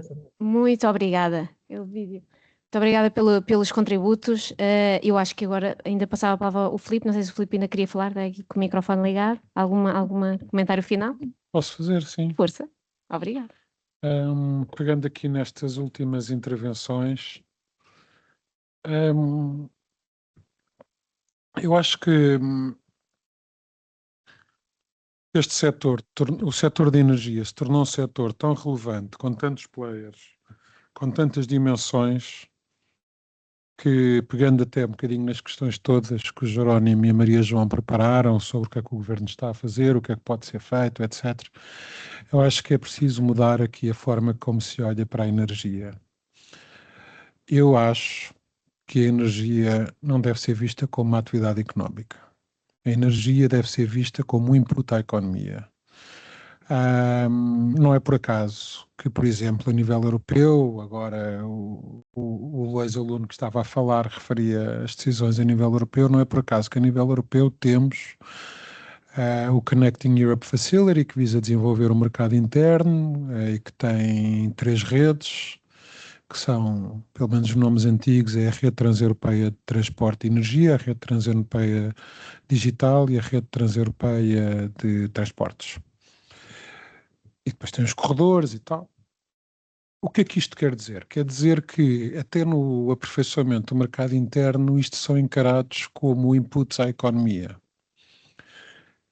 E quando eu vejo que Portugal, que é um campeão da dupla transição verde e digital, e pelo que tivemos agora aqui a falar, e Portugal assume um papel de liderança na penetração das energias renováveis, nomeadamente na produção de eletricidade, tem preço competitivo e, portanto, tem uma enorme vantagem competitiva ter um mix elétrico relativamente barato e relativamente verde a comparar com os outros Estados-membros da União Europeia, exceto com aquele com que estamos integrados, que é a Espanha e depois, de vez em quando, os nórdicos. Mas também é uma realidade no digital. Portugal tem atraído a amarração de muitos cabos submarinos de telecomunicações, a disponibilidade de internet tem subido exponencialmente, o preço da internet tem baixado, e isto também é um fator de produção. E a Anacom gera isto bem. Olha para as telecomunicações, não como uma atividade económica final. Isso é os serviços de televisão, os apps, mas as telecomunicações propriamente ditas, aquilo que na linguagem Anacom se chama um terminal, é um instrumento de política económica, é um input à atividade económica, tal como a logística. Nenhum governo olha para a logística a pensar, se eu taxar mais o transporte marítimo, o país perde competitividade. Né? Se for mais caro transportar um contentor por via ferroviária em Portugal, por causa e é por isso que os governos falam, e bem, e até o atual Ministro das Infraestruturas, na amarração de cabos submarinos, no desenvolvimento de centros de dados, como isto depois atrai conectividade terrestre, no corredor ferroviário internacional Norte e Sul, por exemplo.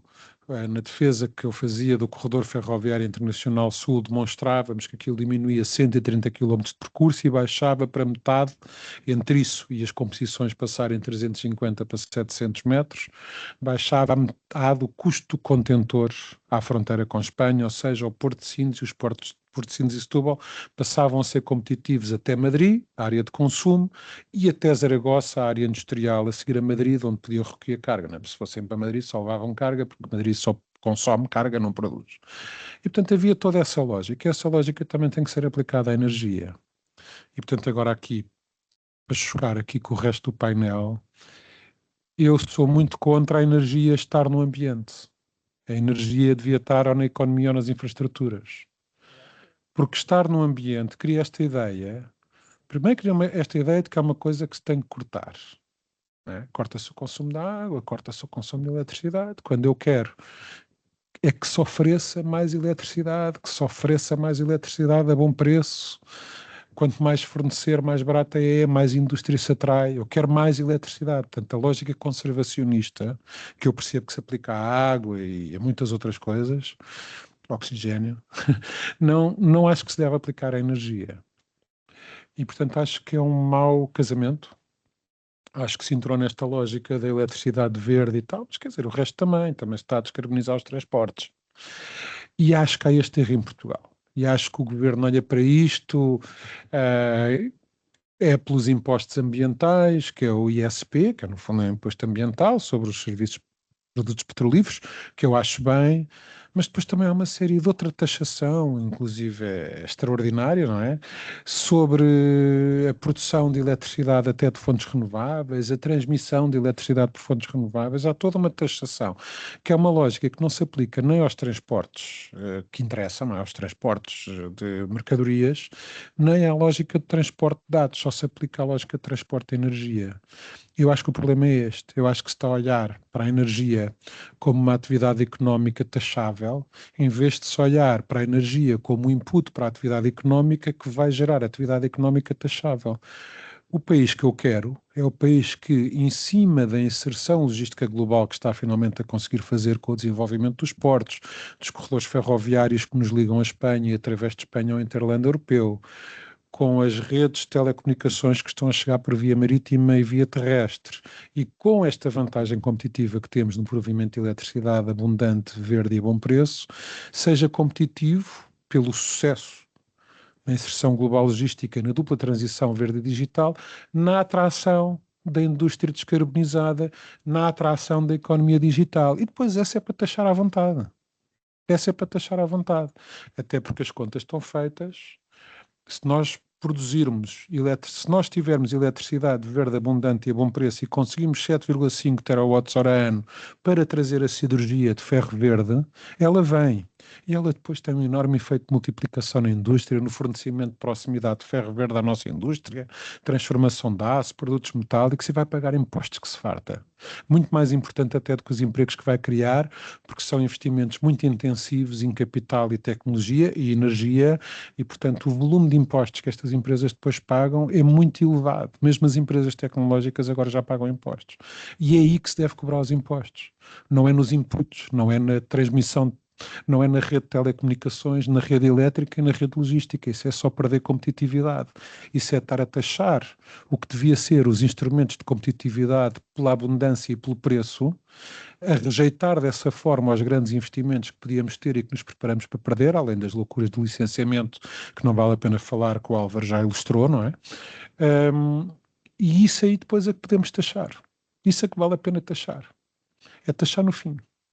Não é taxar os meios de produção, isso é estúpido. Muito bem, acho que terminamos aqui a nossa mesa redonda. Agradecer à Joana e ao Filipe e também ao Álvaro, que já não está connosco, a amabilidade de estarem connosco. Acho que foi um debate muito bom. Tínhamos pano para mangas, coisa ainda agora estava a aquecer, com mais um tema que certamente levaria a muito debate e, portanto, obrigado. Foi um excelente debate. Obrigado também a todos os alunos que nos acompanharam. Em meu nome é Maria João. Muito obrigada. Foi um gosto poder estar convosco neste primeiro módulo e desejar sucesso para o resto do curso e para o ano. Até mais. Muito obrigado. Muito obrigada a nós pela oportunidade. Boa noite. Agradecer aos nossos oradores que foram excelentes. Dizer-vos que para a semana começamos o segundo módulo, portanto com muita força também. E felicitar os professores deste módulo, porque foi incrível e o resultado que eu tenho tido e os comentários que eu tenho tido têm sido excelentes. Felicitar-vos também pelo vosso empenho e pela vossa dedicação e o vosso esforço, que foi muito grande. Obrigado. Boa noite a todos. Autónoma Academy. Experienced people.